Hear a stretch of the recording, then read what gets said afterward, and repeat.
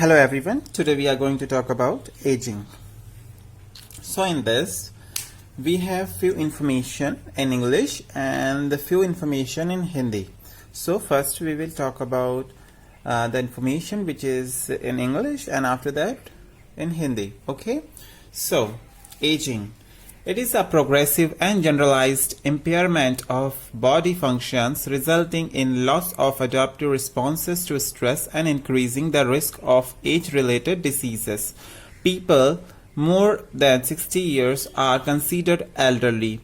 Old age is not a disease but a normal and inevitable biological phenomenon. There are few theories of aging.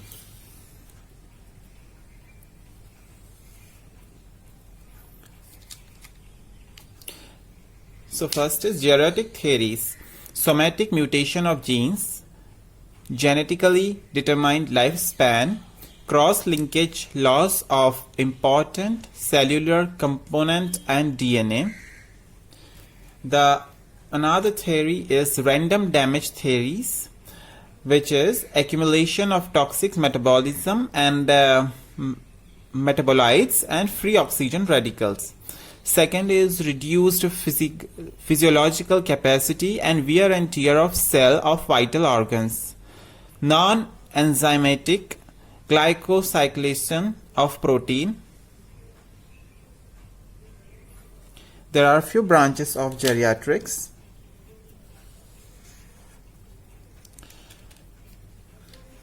The first one is gerontology, second one is clinical gerontology, third is social gerontology, fourth is geriatric gerontology, fifth is experimental gerontology, sixth is preventive gerontology.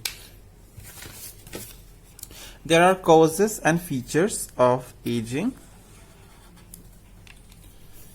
Factors affecting aging are hereditary factor, environmental factor, abiotic factor, biotic factor, and socio-economic factor. There are a few internal and external causes of aging. And in this, first is external environmental agents. And under this point, there is first topic, which is ionizing radiation.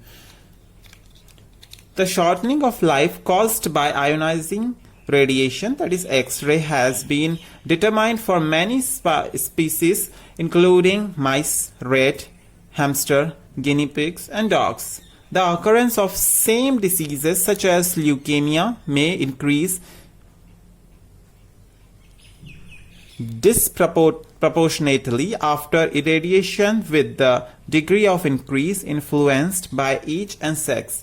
The permanent nature of radiation damage is shown by the comparison of lifespan of irradiated and controlled populations. An irradiated population dies out, leave a chronologically older unirradiated population member of population given a single dose of X-ray or gamma rays in early adult life die of the same disease that affects the unirradiated control population, but they die months or even year earlier. Continuous irradiation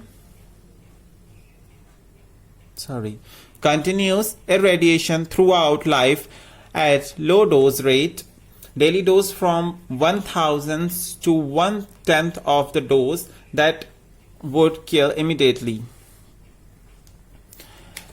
Speed the mortality processes. Studies of animal and of cell grown in culture suggest that large dose of radiation kills by producing deleterious rearrangement of chromosomes in the proliferative cell populations. Such abbreviations also increase with age, but they seem to be less important in the natural aging process. At low radiation doses, chromosomes abbreviations become relatively less important than other effects. The primary radiation damage in these conditions may bear a closer relations to the aging lesions. Natural radioactivity in the body arises mostly from radioactive potassium and radium, and natural background irradiations from Earth and from cosmic rays are not major contributors to the aging process. Even in the long-lived human species, they are responsible, however, for a small percentage of cancer incidence, although the dose to the body from medical radiations is a fraction of the background level, and the radiation from nuclear weapons test fallout is less than 1% of the backgrounds. Both source contributes to cancer indications in proportions to their amount. Our next point in this, temperature. Floor beetles, fruit flies, fish and other poikilothermic temperature variable organisms live longer at the lower range of environmental temperatures. These observations lead to the rate of living hypothesis, which simply stated hold that an organism's lifespan is dependent on some critical substance that is exhausted more rapidly at higher temperatures. Careful analysis of the data on temperature's longevity relations shows, however, that the rate of living hypothesis is inadequate in its original form. The most telling evidence comes from experiment in which fruit flies were kept at one temperatures for part of their lives and at another temperatures for the remainder.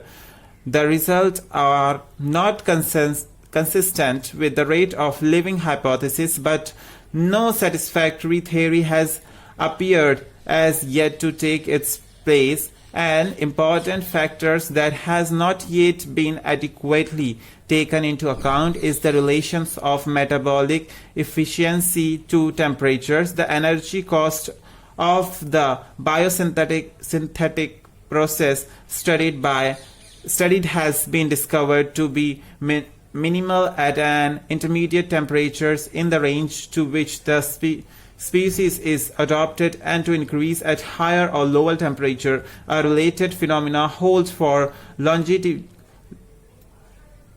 The number of calories extended by fruit flies per lifetimes is maximal at an intermediate temperature, so the rate of aging per calories is minimal at this temperature.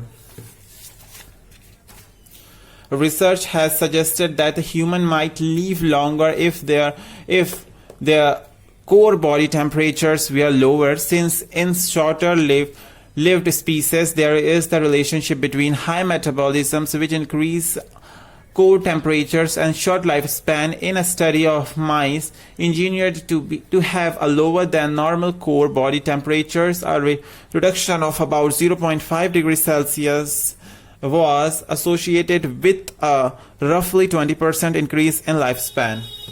Another topic is physical wear of non-renewable structure. One of an animal's most important assets is its chewing apparatus, including jaws and teeth. Adoptions to teeth rate of wear is especially important for animals that consumes larger quantities of grass and herbs. Such adaptations include higher tooth crown, lower grinding area, and longer tooth growth period.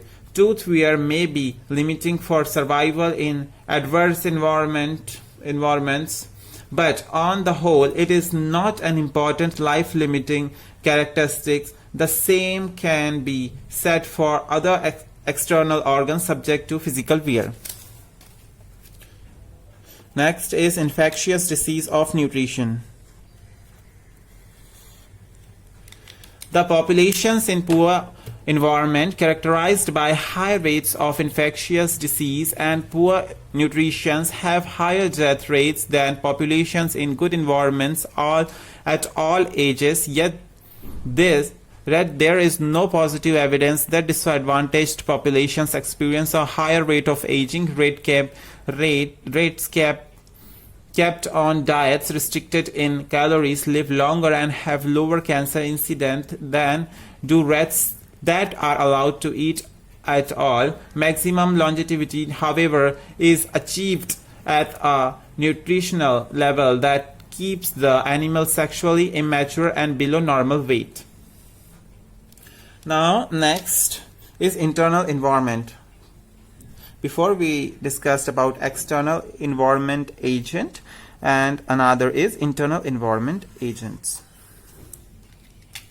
The metabolic activities of organisms produce highly reactive chemicals, including strong oxidizing agents. The internal structure of the cell, however, minimizes the harmful effect of such agents. The critical reactions takes place within enclosed structures such as ribosomes, membranes, and mitochondria, and counteractive enzymes such as peroxidase are present in abundance. It is nevertheless likely that low concentrations of those reactive substances can reach vital molecules and contribute to the characteristic rate of aging. Injury experiments in which mice are fed low levels of antioxidants such as butylated hydroxytoluene (BHT) have been encouraging but are still somewhat equivocal.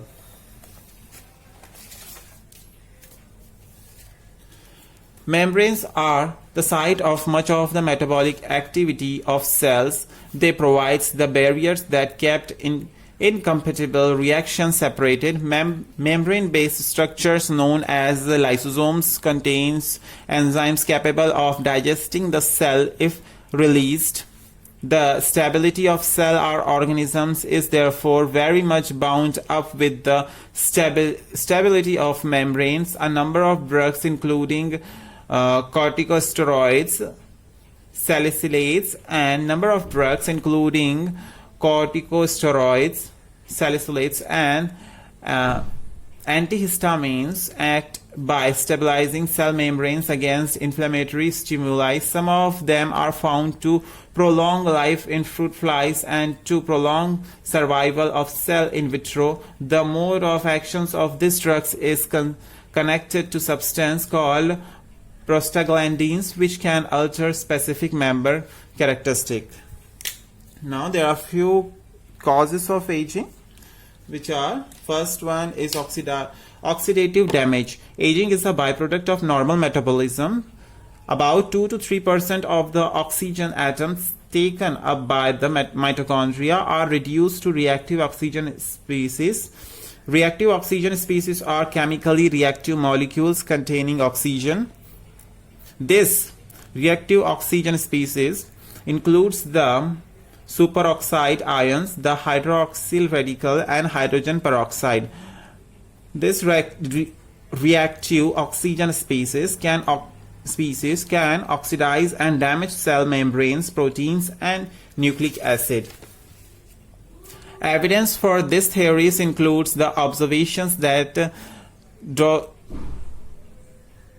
Drosophila that overexpress enzymes that destroy ROS live 30 to 40% longer than do control. In this, ROS is a reactive oxygen species. Mitochondrial genome damage. It is true that the mutation is mitochondria could lead to defects in energy production. Another point, leads to the production of ROS by faulty electron transport. Next point is reduced apoptosis. The general wear and tear and genetically instability. There is telomere shortening, that is chromosomes lose telomeres over time. Another is chronological age, the risk factor increase over time. Oxidative stress, oxidants damage DNA, protein and lipids. Glycations, that is glucose sugar binds to inhibits DNA, proteins and lipids. Cellular aging, hormonal aging, accumulated damage, metabolic aging. These are the points which is in English, or you can say the material related with this topic is in English. Now we have few material which is in Hindi. So किसी जीव अथवा पदार्थ में समय के साथ इकट्ठे होने वाले परिवर्तनों को वृद्धावस्था या उम्र का बढ़ना कहते हैं। मनुष्यों में उम्र का बढ़ना शारीरिक, मानसिक और सामाजिक परिवर्तन की एक बहुआयामी प्रक्रिया को दर्शाता है। समय के साथ वृद्धावस्था के कुछ आयाम बढ़ते और फैलते हैं, जबकि अन्यों में गिरावट आती है। उदाहरण के लिए उम्र के साथ प्रतिक्रिया का समय घट सकता है, जबकि दुनिया की घटनाओं के बारे में जानकारी और बुद्धिमत्ता बढ़ सकती है। अनुसंधान से पता चलता है कि जीवन के अंतिम दौर में भी शारीरिक, मानसिक और सामाजिक तरक्की और विकास की संभावनाएं मौजूद होती है। उम्र का बढ़ना सभी मानव समाजों का एक महत्वपूर्ण हिस्सा है जो जैविक बदलाव को दर्शाता है, लेकिन इसके साथ यह सांस्कृतिक और सामाजिक परंपराओं को भी दर्शाता है। उम्र को आमतौर पर पूर्ण वर्षों के अनुसार और छोटे बच्चों के लिए महीनों में मापा जाता है। एक व्यक्ति का जन्मदिन अक्सर एक महत्वपूर्ण घटना होती है। मोटे तौर पर दुनिया भर में 1 लाख लोग उम्र संबंधी कारणों की वजह से मरते हैं। उम्र बढ़ने की परिभाषा कुछ हद तक अस्पष्ट है। सार्वभौमिक वृद्धावस्था अर्थात उम्र बढ़ने के वे परिवर्तन जो सब लोगों में होते हैं, और संभाव्य वृद्धावस्था उम्र बढ़ने के वे परिवर्तन जो कुछ लोगों में पाए जा सकते हैं लेकिन उम्र बढ़ने के साथ साथ सब लोगों में नहीं पाए जाते, जैसे टाइप 2 मधुमेह की शुरुआत। तो इसमें भेद किए जा सकते हैं। एक व्यक्ति कितना उम्रदराज है इस बारे में कालानुक्रमिक वृद्धावस्था यकीनन उम्र बढ़ने के समय सरल परिभाषा है, और यह सामाजिक वृद्धावस्था समाज की आकांक्षाओं के बूढ़े होने पर लोगों कैसा व्यवहार करना चाहिए, यह सामाजिक वृद्धावस्था। तथा जैविक वृद्धावस्था उम्र बढ़ने के साथ एक जीव की भौतिक दशा, यह जैविक वृद्धावस्था है, से अलग पहचानी जा सकती है। आसन्न वृद्धावस्था उम्र आधारित प्रभाव जो अतीत के कारणों की वजह से आते हैं, यह आसन्न वृद्धावस्था है। और विलंबित वृद्धावस्था उम्र के आधार पर अंतर जिनके कारणों का पता व्यक्ति के जीवन की शुरुआत से लगाया जा सकता है, जैसे बचपन में पोलियोमाइसिन होना भी अंतर है। समाज में बूढ़े लोगों की संख्या तथा अनुपात में वृद्धि को वृद्ध जनसंख्या कहते हैं। वृद्ध जनसंख्या के 3 संभावित कारण हैं: प्रवास, लंबी जीवन प्रत्याशा और कम जन्म दर। वृद्धावस्था समाज का एक महत्वपूर्ण प्रभाव डालती है। युवा लोग सबसे अधिक अपराध करते हैं। वे नई प्रौद्योगिकियों को विकसित करने और अपनाने और शिक्षा की जरूरत के लिए राजनीतिक और सामाजिक बदलाव करने की अधिक उत्सुक होते हैं। युवा लोगों की बजाय बुजुर्ग लोग समाज और सरकार को कुछ अलग चाहते हैं और अक्सर उनके सामाजिक मूल्य भी अलग चाहते हैं और अक्सर उनके सामाजिक मूल्य भी अलग होते हैं। वृद्ध लोगों द्वारा मत देने की संभावनाएं अधिक होती है और इसीलिए कई देशों में युवाओं को मतदान करने की मनाही है। इस प्रकार वृद्ध लोगों का राजनीतिक प्रभाव अपेक्षाकृत अधिक है। जीव विज्ञान में बूढ़ा होना उम्र बढ़ने की एक दशा या प्रक्रिया है। जीवकोशीय बुढ़ापा एक ऐसी प्रक्रिया है जिसमें पृथक कोशिकाएं कल्चर में बंटने की सीमित क्षमता का प्रदर्शन करती है, जबकि जीवों की उम्र बढ़ने को ऑर्गेनिज्म बुढ़ापा कहते हैं। पूर्ण नवीनीकरण की अवधि के बाद ऑर्गेनिज्म बुढ़ापा को तनाव के प्रति प्रतिक्रिया देने की क्षमता में कमी, होम्योस्टैटिक असंतुलन और बीमारियों के बढ़ते खतरे द्वारा पहचाना जा सकता है। अपरिवर्तनीय श्रृंखला में ये परिवर्तन अनिवार्य रूप से मृत्यु के रूप में समाप्त होते हैं। कुछ शोधकर्ता बुढ़ापे को एक रोग मान रहे हैं, चूंकि उम्र पर प्रभाव डालने वाले जीव खोजे जा चुके हैं, इसीलिए वृद्धावस्था को भी तेजी से दूसरे आनुवंशिक प्रभावों की तरह संभावित उपचार योग्य स्थितियां माना जा रहा है। दरअसल जीवन में उम्र का बढ़ना ना रोका जा सकने वाला गुण है, इसके बजाय यह एक आनुवंशिक कार्यक्रम का परिणाम है। कई प्रजातियों में उम्र बढ़ने के बहुत कम संकेत मिले हैं। मनुष्य और अन्य जानवरों में जीवकोशीय बुढ़ापे को प्रत्येक कोशिका चक्र में टेलोमियर घटाने के लिए जिम्मेदार ठहराया गया है। जब टेलोमियर बहुत कम रह जाते हैं तो कोशिकाएं मर जाती है। इसीलिए हेफेलिक की भविष्यवाणी के अनुसार टेलोमियर की लंबाई एक आणविक घड़ी है। टेलोमियर की लंबाई अमर कोशिकाओं में टेलोमियर एंजाइम्स द्वारा कायम रहती है।